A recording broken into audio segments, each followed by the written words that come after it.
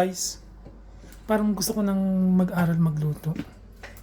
Kasi dito, ang ganda-ganda ng kusina. May rep, may microwave, oven toaster, coffee maker, may mga gamit. Kompleto guys. Ayan, oh, may plato. At may kalan, syempre may gripo. Pero ito talaga, hindi ka ba naman matututong magluto kung ganyan ang view mo sa kusina? View, pang kusina lang yan ha. Pag lumabas ka pa, ano pa? Saan ka pa? Saan ka pa? Luto na. O diba?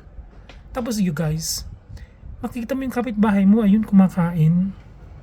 Iso mo. Malungkot. Nag-iisa. Walang kasama. Walang kasama.